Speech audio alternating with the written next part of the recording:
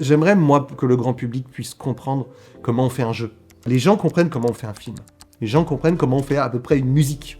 Dès que tu parles de jeux vidéo, le banquier te regarde avec des yeux de merlan frit. Et même les gens passionnés de jeux vidéo n'ont qu'une idée fantasmée de comment on fait un jeu vidéo et à quel point c'est vraiment la merde. Mais c'est magique. Et c'est magique. c'est magique à un moment. C'est quand tu prends la manette. Quand on a monté Atlantis, j'ai attendu ce moment très longtemps. Parce qu'il y avait l'échec d'Eni Arts, qui est un échec, mais dans lequel on a tellement appris. Je me suis retrouvé dans des cadres avec des gens que j'aurais jamais pu rêver. Je me suis souvent senti pas à ma place, moi, le petit plouc provincial, pas à ma place, en fait, d'être au milieu d'Hollywood, avec des gens de l'industrie. Du coup, l'échec, le retour en France, 10 ans se sont écoulés. Et t'as le temps de faire une introspection. Alors, il faut tomber au fond du trou, très clairement. Mais quand t'es rock bottom, quand t'es tout au fond de ce truc, tu peux que remonter, théoriquement. Puis j'ai eu de la chance dans ma vie, j'ai eu ma fille. C'est certaines choses qui m'ont fait remonter. Monter Atlantis, ça a été une résurrection dans le moral, dans le dire, ok, on continue l'aventure, les choses ne s'arrêtent pas là. Maintenant, je pensais que Eni Arts avait été le plus difficile. Et je me suis lourdement trompé.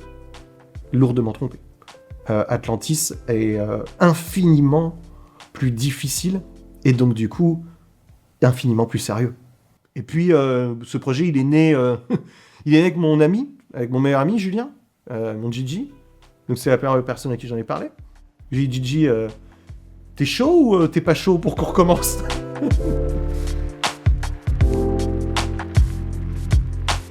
Je savais qu'il allait me rappeler, j'attendais juste l'appel.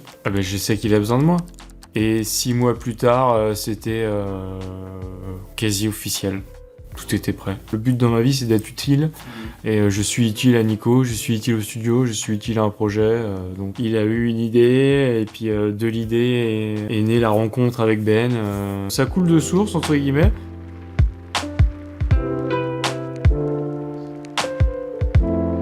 Je pense que j'étais prêt à faire quelque chose de nouveau. Et à Atlantis, j'apprends énormément. Je pensais pas que j'apprendrais autant. J'ai commencé comme, je dirais, assistant de game direction. C'est-à-dire que je faisais plein de tâches. Je faisais un peu de producing, je faisais un peu de game direction, je pouvais faire même un peu de prog, un peu d'éclairage, je faisais plein de choses. J'étais un peu touche à tout. Mais j'étais pas vraiment à la game direction. C'est qu'il y avait cette idée de me former, de me faire comprendre son univers, de faire comprendre comment lui fonctionne. Et une fois qu'il se sentirait prêt, alors là, il me laisserait davantage les rênes.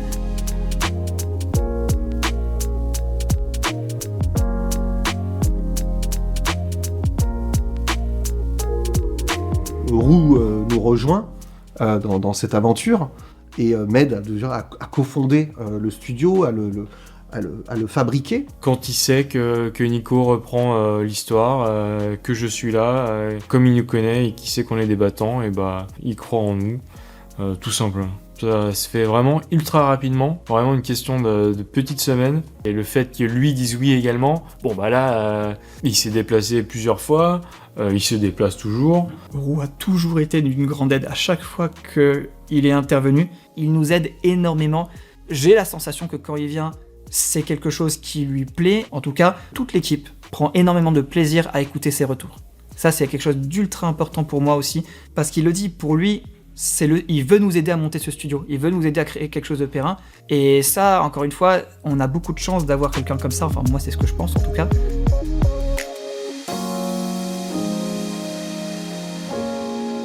Il y a un très beau projet qui est en train d'avancer, ça prend du temps. Trouver l'ADN de ce qu'on avait envie de donner, on l'a trouvé. C'est aussi pour ça qu'on fait ces vidéos, c'est parce qu'on l'a trouvé. Si on n'avait pas trouvé, on ferait pas ça. Tu vois, on se mettrait pas dans une situation avec une balle dans le pied.